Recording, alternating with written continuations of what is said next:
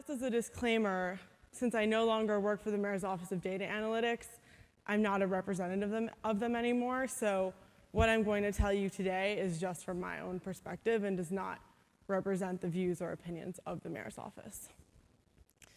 Okay, so just out of curiosity, do me a favor and just raise your hand if you've ever called 911 or you know someone who's ever called 911. Wow. That's actually a lot more than I expected. Okay.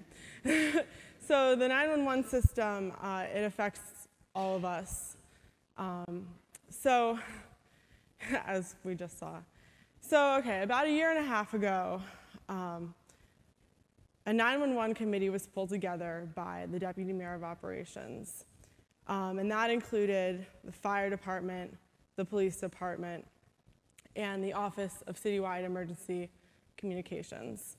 And the purpose of this committee was to improve the business process of 911, improve the system, analyze the system, and measure the response times from the beginning of a 911 call to when resources actually arrive on scene. So this committee was pulled together, and it was leaders from FDNY, leaders from NYPD, and we sort of got together. And for years, I mean, for decades, they'd been sort of like upgrading the system, at least for the past 10 years. So the 911 system is built on multiple actual systems, even though when you call 911, it sort of feels like it's just one system. You talk to somebody and then the resources show up.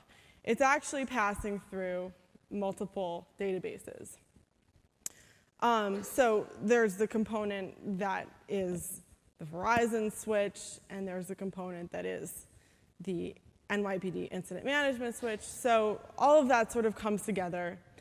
But it's more complicated than it looks. So basically, this committee was pulled together to look at the various databases and see if we could match them up and measure end-to-end response times. Okay, so why was this so important? So basically, the business process was being worked on, and there were questions like, do we want to change the script? Do we want to ask the caller what borough they're in first, or do we want to just go straight to the address? Do we need to verify the address twice? I mean, really sort of specific questions. And the leaders in the field, the people that we were dealing with, people who had been working for the police and fire departments their entire careers, maybe they started out as police officers or as actual firefighters and then moved up through the ranks and were now managing the process.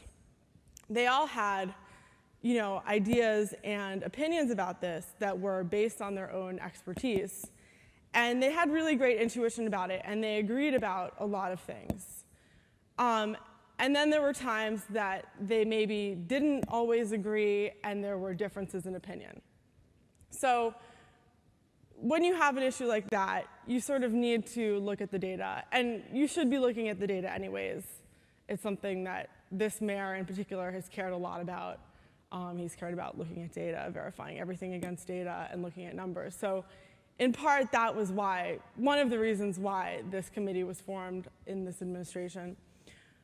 But so measuring the response time was definitely important, not only for reporting purposes, but because I know many of you are data scientists, and if you have, if you want to look at what factors make something bigger or smaller, you need an outcome metric. This is a picture of a regression model. And so if you don't have your critical outcome metric in a reliable, stable number, then how are you going to test your hypotheses? How are you going to improve that number if you can't even measure it? So this isn't just a reporting exercise. This is an exercise in generating a number that can be tested against other numbers so that people like yourselves can use this. Okay, so what did we have before? Why were we not measuring response times before? Okay, so this is what actually happens when you dial 911.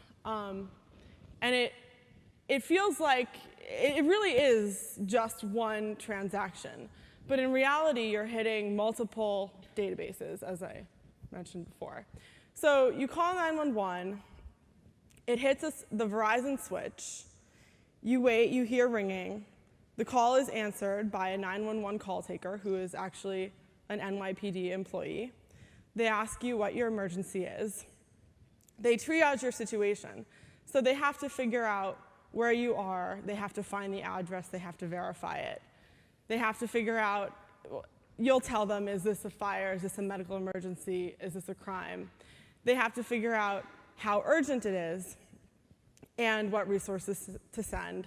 So if it's a fire, they send it to the fire system. If it's a medical emergency, they conference in an expert who can figure out how urgent of a medical situation that is. That's a highly specialized thing to do. Your average person wouldn't be able to tell you, based on whatever you're seeing, whether this is a highly urgent situation or a somewhat urgent situation.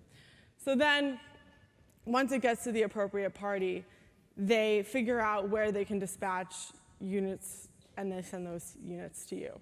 And what you get is the resources there. And so what they were measuring before, now just to make it clear, if I haven't mentioned it like about 1 million times, the 911 system is on several different databases, okay? And so all these databases were created for different entities for different reasons. So the Verizon database was created as sort of like a personnel management tool to figure out, how many calls they're taking, and do we need more callers, and et cetera. And then, the fire and medical databases were created for them to enter their incidents into their systems. So basically, what they were measuring before was the time from when the incident was created in their system to when personnel arrived on scene. And that was only a partial response time. So needless to say, we needed to match this data up.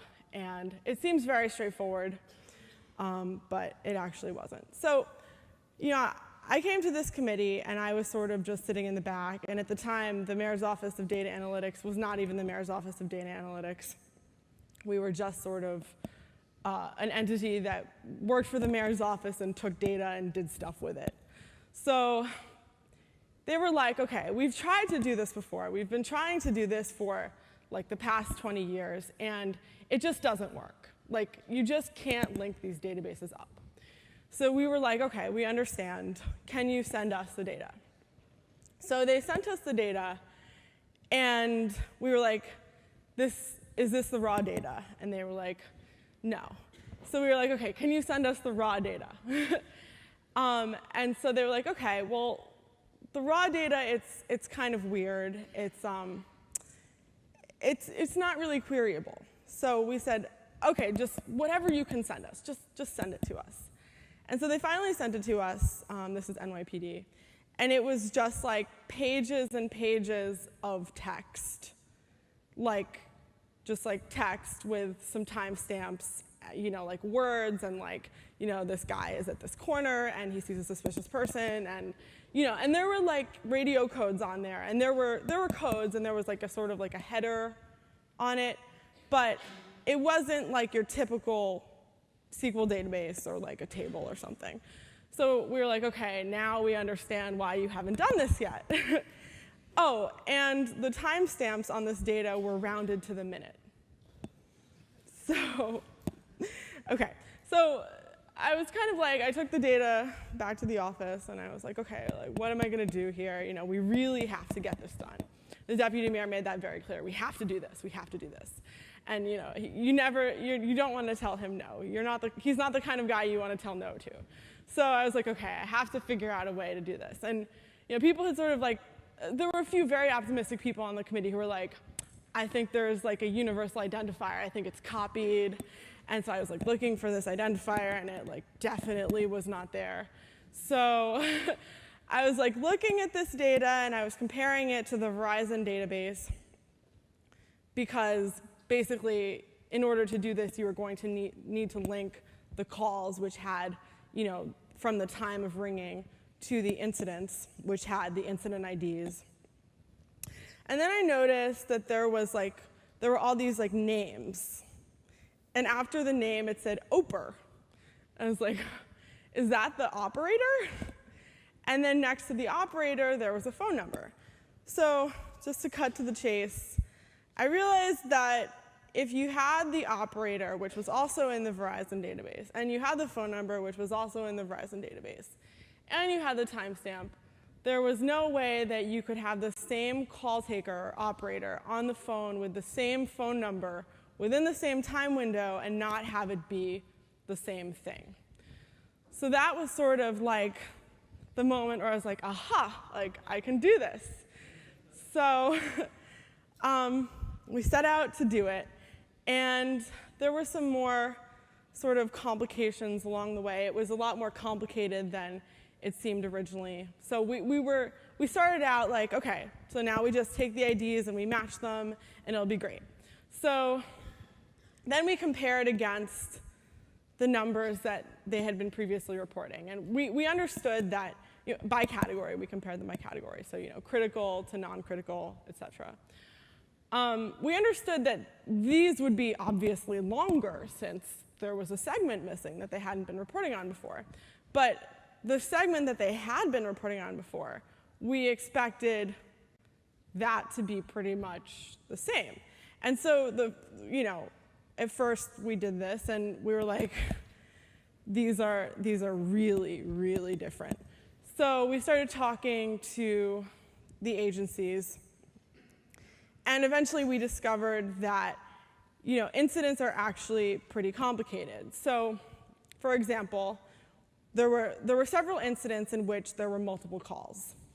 And actually, this is something that happens very frequently. And so you might think that you just want to use the first call, right? Because first call is what sort of starts everything off.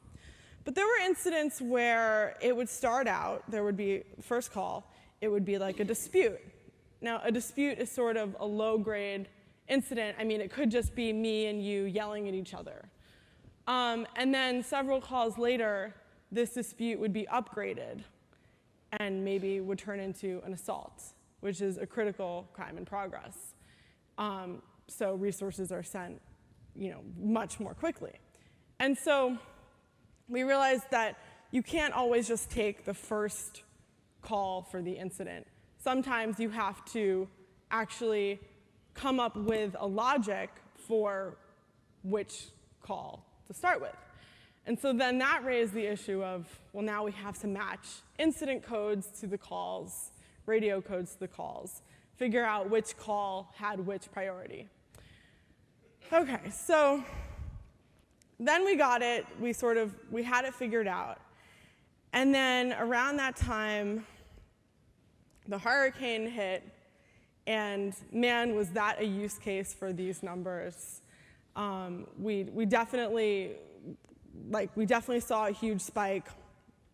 And then a few months later, NYPD upgraded their system. So, funny thing about this upgrade, there was no overlap. It was just a cutover. So I had sort of been anticipating this upgrade, sort of nervously, like, am I going to get to compare this data with that data for the same time range? And it was like, no, here's the new data. We don't have the old data anymore. So I was like, okay. And there were like 200 tables, and we were the first people to sort of like try to analyze this data. And there were a lot of positives to this data. I mean, this data was actually in a database. The timestamps were not rounded to the minute. I mean, this had been a long time in the making. So then we sort of had to go back, and at that point, we'd already sort of said, okay, we can do this, like we've got it all figured out. So there was like this massive like time pressure that was even more pressured than before, where it was like we were expected to just do it like right away. And so that was fun and interesting. And then, you know, we were eventually able to figure it out. Yay. So this is the final, well, I don't want to say that this is the final product, because as I was trying to emphasize before, it's not just business reporting. I mean, there's like a unified table behind this. So now you can take these response times and correlate them with any sort of question that you have, or really any other kind of data. I mean, you could take this data and you could look at a totally different agency. You could look at Department of Buildings complaints and sort of see if they're correlated with longer response times. I mean, the possibilities are endless. And furthermore, for any given incident, we can pick up this end-to-end response time and look at it. And there have been some incidents where, you know, we've sort of heard about them taking a long time, and it's been asked of us to make this chart for those particular incidents. So, I mean, this is something that affects all of us. Millions of dollars have been invested into making the 911 system better. Millions of dollars have been invested in the technology. And there have been people who have been obsessing their whole careers about how to make response times better. And they'd been measuring them, but they didn't have the complete measurement. And now they have it. So not only that, but now all of you people can look at this report, which is going to be published in the Mayor's Management Report, which comes out, I think, quarterly, but we're going to be publishing it monthly, and hold the government accountable, which I know you all want to do. So Bloomberg knows and has a saying, I don't know if it's his saying, but if you can't measure it, you can't manage it. And so now we can measure it. Thank you.